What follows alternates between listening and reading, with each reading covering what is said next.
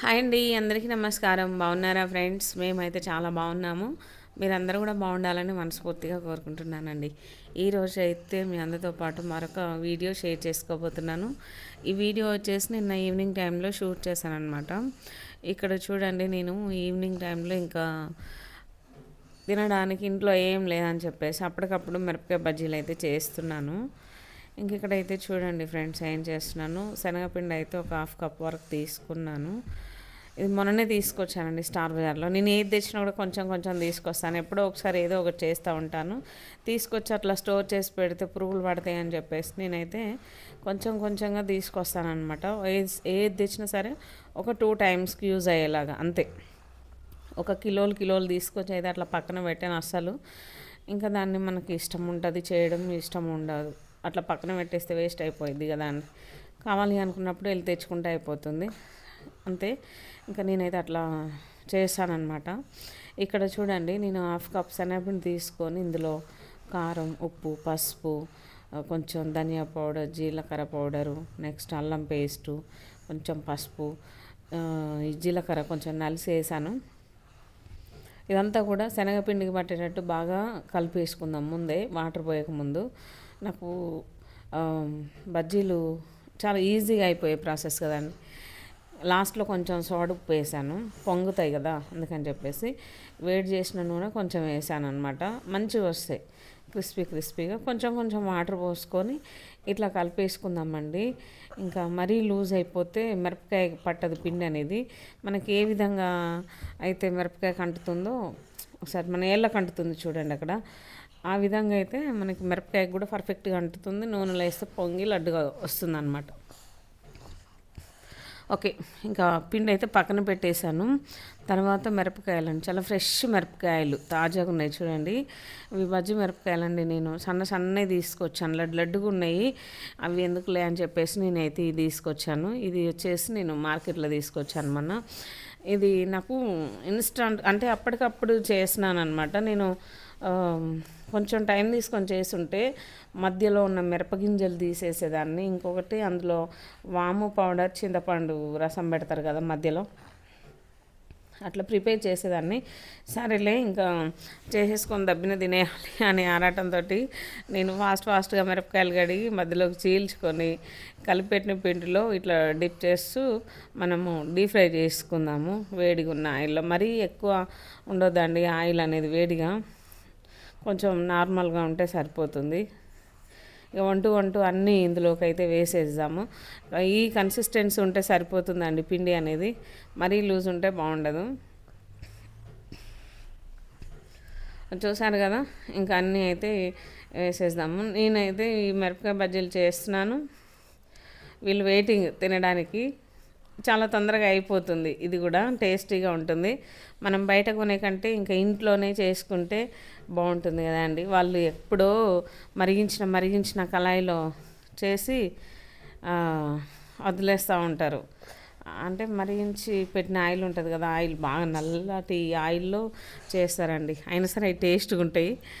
బాగా చేస్తారు కదా అవి, ఎక్కువ మొత్తంలో చేస్తారు కాబట్టి కొంచెం ఎంతైనా బయటి కొంచెం మంచి స్మెల్తో పాటు ఏం వేస్తారేమో కానీ కొంచెం మంచిగానే ఉంటాయి. సరే, నేను చేసేవి కూడా అంతే టేస్ట్గా ఉంటాయండి. చాలా బాగా చేస్తాను. ఇందులో అన్ని ఇంగ్రీడియంట్స్ వేసాను కదా. ఇదేంటంటే లోపల మిరపకాయ ఉడకాలి, పైన పిండి ఉడకాలి కాబట్టి లో టు మీడియం ఫ్లేమ్కి అడ్జస్ట్ చేసుకుంటూ వీటిని మంచిగా కలుపుకుంటూ ఫ్రై చేసుకోవాలి అన్నమాట. ఓకే, చూసారు కదా, ఇదైతే ఇట్లా ఫ్రై చేసేసుకుందాము. చూడండి ఫ్రెండ్స్, అయిపోయింది. ఇదైతే ఇంకొక 2 మినిట్స్ అట్లా లో ఫ్లేమ్లో, మీడియం ఫ్లేమ్లో అట్లా ఉడికించుకుంటే మనకు పర్ఫెక్ట్గా మిరపకాయ బజ్జీలు అనేది రెడీ అయిపోతుంది. చూడడానికి ఎంత అందంగా అనిపిస్తున్నాయో, తింటే కూడా అంతే టేస్ట్ ఉంటాయండి. చూడండి, పర్ఫెక్ట్ అంటే పర్ఫెక్ట్, సూపర్. అసలు నాకు మంచిగా చేశాను నేనైతే. నాకైతే ఏదైనా మంచిగా చేస్తే ఓకే, నేను మంచిగా చేశాను, నేను చేయగలుగుతాను అనేది అయితే ఒకటి బాగుంటుంది. సక్సెస్ఫుల్గా చేస్తే ఏదైనా ఖరాబ్ అయిందంటే అయ్యో ఇంత అన్నం చేశాను వేస్ట్ అయిపోయింది అనిపిస్తుంది. సరే, ఇంకా ఇదైతే ఇక రిమైనింగ్ పిండిలో ముంచి వేసేద్దాము. ఈ మిరపకాయలు ఇంత పొడవు వద్దనుకుంటే మధ్యలోకి చీల్చి కూడా వేసుకోవచ్చండి. నేను కొన్ని అట్లనే వేసాననమాట. ఇంకెందుకులే అంత అంత అని చెప్పేసి మధ్యలో కట్ చేసి పిండిలో ముంచి వేసాను. అవి మంచిగా వస్తున్నాయి చూడండి. అవి కూడా కొంచెం ఎక్కువ అవుతాయి. నెక్స్ట్ మరి అంత పొడవు ఎందుకు కదా అని చెప్పేసి అట్లా మధ్యలో కట్ చేసి వేసాను అనమాట. ఓకే చూడండి, ఇదైతే ఇక ఫైనల్ అయిపోయింది. ఇది మంచిగా లో ఫ్లేమ్లో పెట్టి ఉడికించుకోవాలండి. ఇవి కొంచెం లడ్డుగా వస్తున్నాయి, పొంగినాయి. పొంగడానికి మనం వంట సోడా వేసుకుంటే సరిపోతుంది. మరీ ఎక్కువ వేసుకోవద్దు, వంట సోడా మోషన్ ప్రాబ్లం ఉంటుంది మళ్ళీ. ఓకే చూసారు కదా, ఇదంతా కూడా మంచిగా వేయించుకున్న తర్వాత బ్రౌనిష్ కలర్ వచ్చినాక ఇది బయటకు అయితే తీసేద్దామండి. మంచిగా అయినాయి. కొంచెం పిండితో చూడండి ఎన్ని అయినాయో. అసలు ఇలాంటివి మంచిగా బయట చలికాలం వానాకాలం మంచిగా అమ్మేసుకుంటే మస్తు డబ్బులు వస్తాయండి అమ్ముకునే వాళ్ళకైతే. అది చాలా ఈజీగా అయిపోయే రెసిపీస్ ఇవి, టేస్టీగా అందరు ఇష్టపడే రెసిపీస్ అనమాట ఇవి. స్నాక్స్ మాదిరి ఈవినింగ్ టైంలో తినడానికి బాగా ఉపయోగపడతాయి ఇవి. జనాలు ఎక్కువ మామూలుగా రోడ్ల సైడ్ చాలాసార్లు చూశాను, ఎక్కువ క్యూలో ఉంటారండి హైదరాబాద్లోనైతే. ఎప్పుడో ఒకసారి తెచ్చుకుంటాము. చూడండి ఇక్కడైతే నేను ఆనియన్స్ కట్ చేశాను చాలా. ఇంకా ఈ ఒక గిన్నెలోకి అయితే ఇక వేసేసుకున్నాను.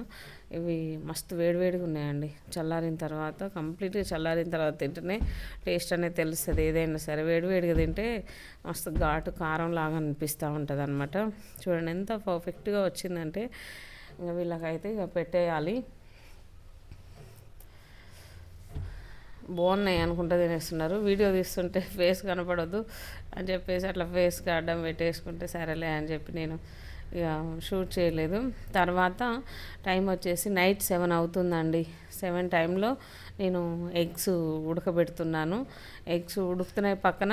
ఇంకా నెక్స్ట్ ఇక్కడైతే కర్రీ చేస్తున్నాను అనమాట. Almost eggs ఉడికినాయి. ఉడకడం అయిపోయిన తర్వాతనే నేను ఇక్కడ కర్రీ అయితే మొదలు పెట్టాను అనమాట.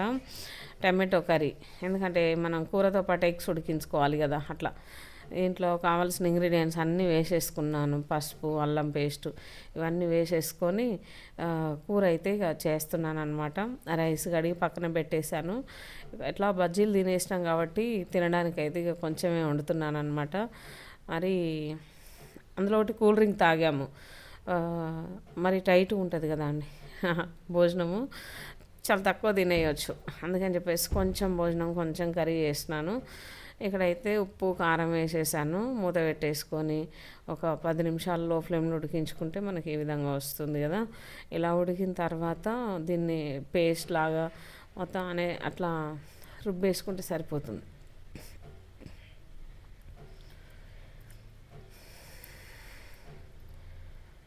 టమాటో కూర చాలా బాగుంటుందండి సింపుల్గా. ఒక్కొక్కసారి టమాటోస్ మరి పుల్లగా ఉంటే ఆ కూర కూడా పుల్లగానే ఉంటుంది. చూసి తెచ్చుకోవాలి, రెడ్గా ఉండేటి మంచిగా ఫ్రెష్గా ఉండేటి తీసుకొచ్చుకుంటే టమాటో కర్రీ చాలా బాగుంటుంది.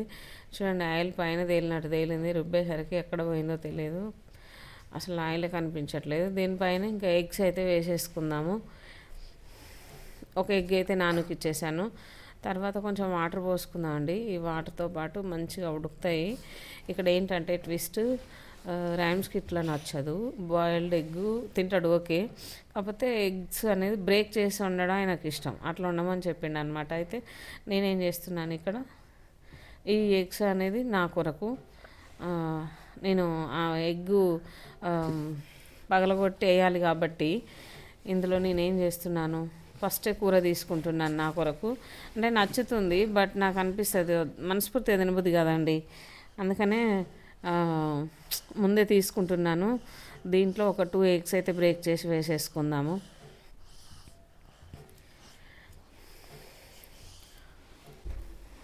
నేను ముందు తీసుకొని పక్కన పెట్టేశాను.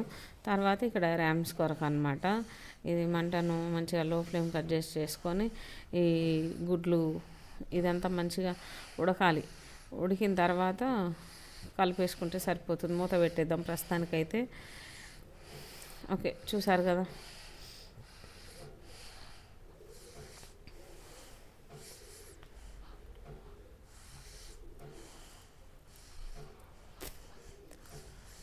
ఈ ఎగ్స్ మనము దీన్ని ఇట్లనే ఉంచుకోవచ్చు, లేదంటే మొత్తం మొత్తం స్ప్రెడ్ చేయొచ్చు చిన్న చిన్న పీసెస్ లాగా.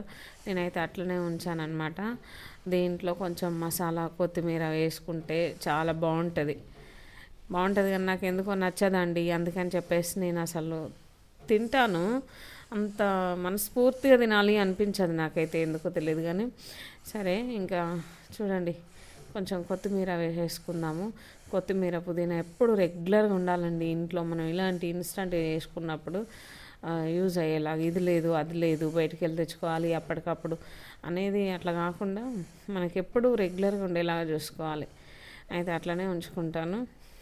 చూడండి, ఇక్కడైతే మసాలా వేసాను. ఇక స్మెల్ వస్తుంది కదండి ఎగ్ కర్రీ అంటే, కొంచెం ఆ స్మెల్ రాకుండా ఉండట కొరకు నేను కొత్తిమీర మసాలా వేసాను. ఒక్క 2 minutes ఉంచి స్టవ్ ఆఫ్ చేసేసుకుంటే మనకు కూర అనేది రెడీ అయిపోతుంది. ఇది ర్యామ్స్కి ఇష్టం, అంటే ఇట్లా వండితే ఇష్టం. టమాటో కర్రీ ఇష్టం అనేది ఉండదు. ఏదైనా సరే, చట్నీ అయినా సరే, కారం పొడి అయినా సరే, అది టేస్టీగా ఉండాలి, అప్పుడు తినేస్తాడు అంతే. ఇది కూర, ఇది పచ్చడి, ఇది కారం పొడి అనేది ఉండదు.